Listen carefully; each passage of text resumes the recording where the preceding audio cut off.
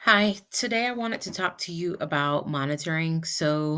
I thought this was kind of pressing just because, as a lot of people are transitioning from the office to work from home, I thought it would be beneficial just to explain some things. I won't get into the expectation around privacy, um, but I want to talk about what your employer can see.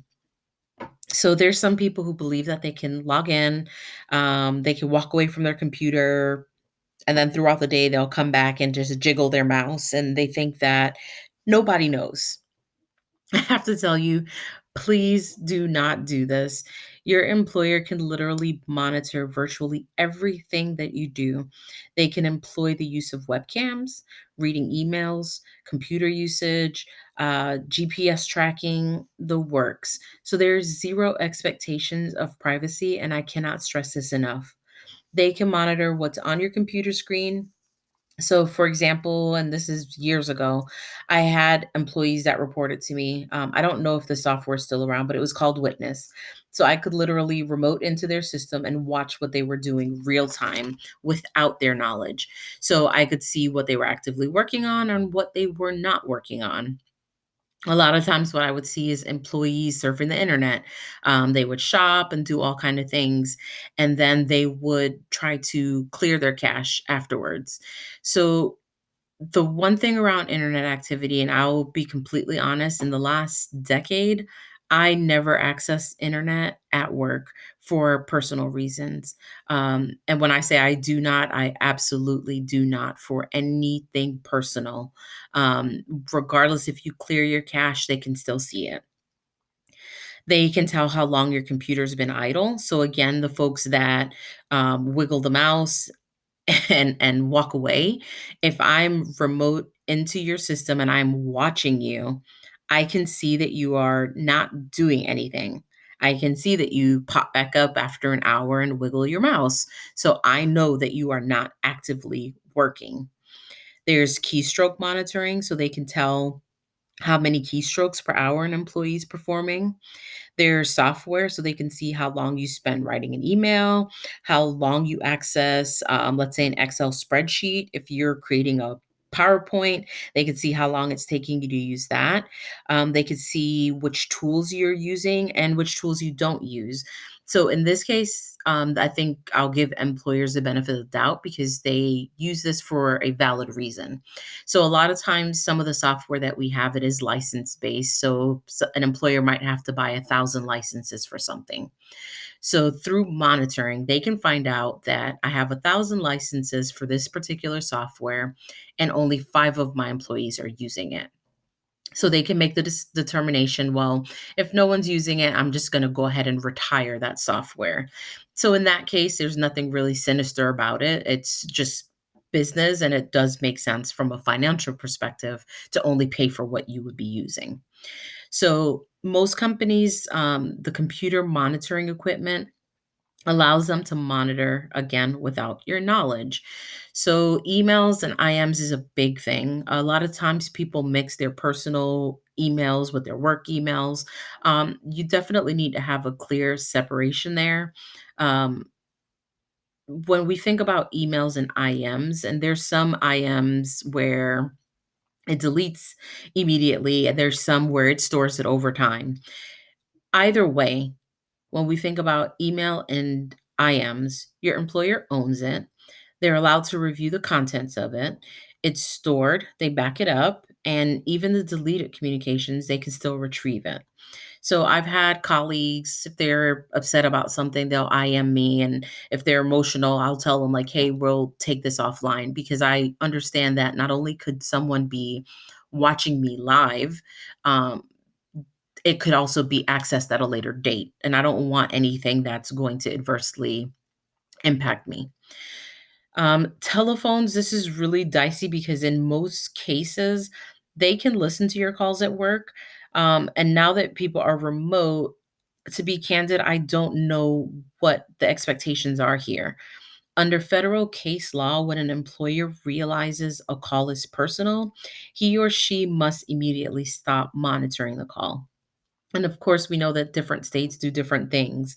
But um, when we talk about being home and whether or not someone is or isn't paying attention to whether or not someone is ending a call as they should. But not only that, I would recommend just reviewing your employee handbook, reviewing all the agreements because we tend to blindly sign these things. A lot of times, to be honest, we don't have a choice. It's you want the job, you sign it. We can't really opt to take any language out. You just sign it, and it is what it is. Um, but when we talk about these phone calls, when an employer tells you, "Hey, you're not allowed to make personal phone calls from this specified business phone." If you as the employee decides to take that risk and complete the call on that phone, then you're saying you're basically granting them permission to monitor it. So then I don't really know, to be honest, I don't really know what the law whose side the law would actually choose in that particular case. I would assume they would pick the employer's side because I've as the employer would have told you, if you use this phone, it's for business use only and you're now using it for personal use. So I would argue that the breach is on your end, not mine. But that's just if it was up to me.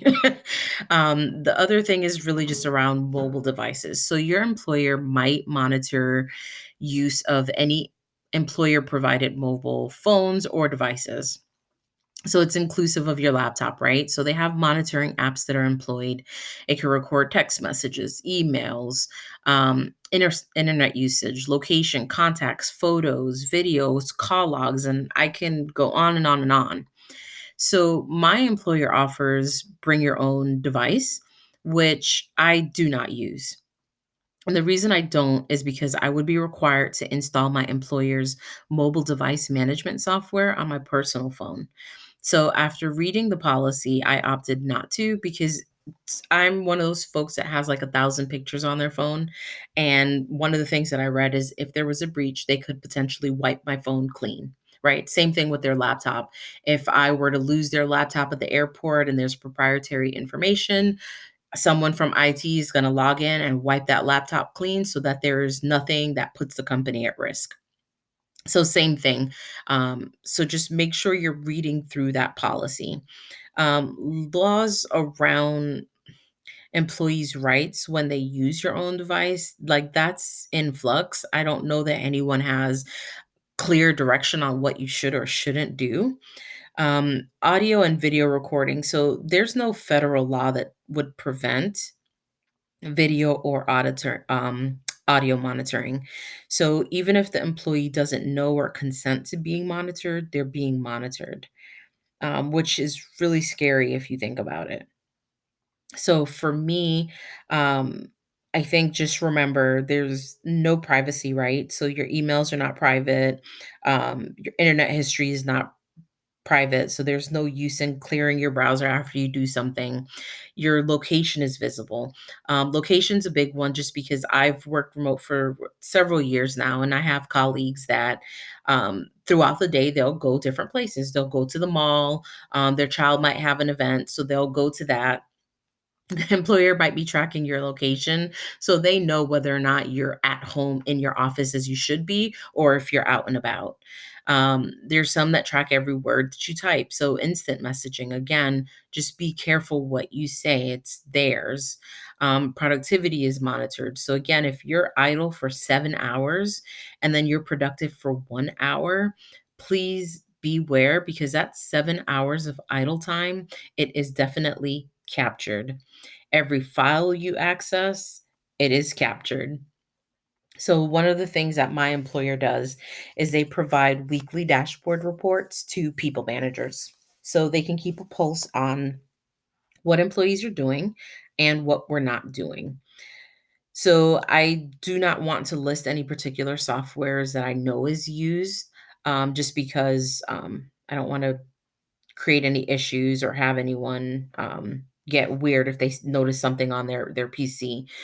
But this is where I put you guys to work. This is where I tell you to trust what I'm saying, but to go out there and validate this. So post COVID-19 survey, any software that monitors remote employees, they're seeing a huge spike in sales, right?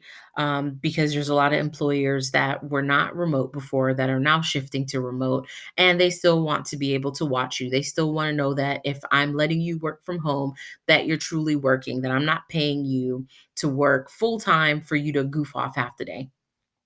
So a lot of those companies, they've explained, or I think they're pushing employers and they're saying, "Hey, it's not the employee's fault that they have to work from home. So we're going to encourage you, the employer, to just be thoughtful around how you're using this software." That's ambiguous, obviously, because if I'm an employer and I trust my employees, I might not even want to employ the use of any type of software that allows me to monitor them. On the other hand, if I'm someone that is, maybe I'm a small business and I need to know that my employees are on it, and that they're actively working for the time that I'm compensating them, because right now we're not making a lot of money, then I might employ that software because I want to know that, hey, they're doing what they're supposed to be doing. So I'm going to hold you all accountable. So go out there. It's a simple Google search, and you will find a ton of software companies that monitor remote employees. So you can see for yourself how invasive this is. What that means in the long term, honestly, I don't know. I just think we live in a society where people are willing to forfeit their freedom because we like everything fast, except we're forfeiting a lot and we're not realizing what we are forfeiting. There's no reason why I should have my work laptop and I have to keep a sticker over my webcam. There's no reason that I can't take my laptop and walk from room to room in my house. Again, if I'm not working, I power my laptop down and I put it in a drawer. I put it away.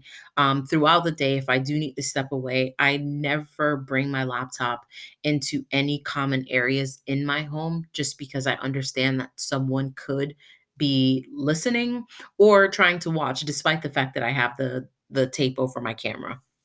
So I definitely want you guys to try to be proactive while we work from home.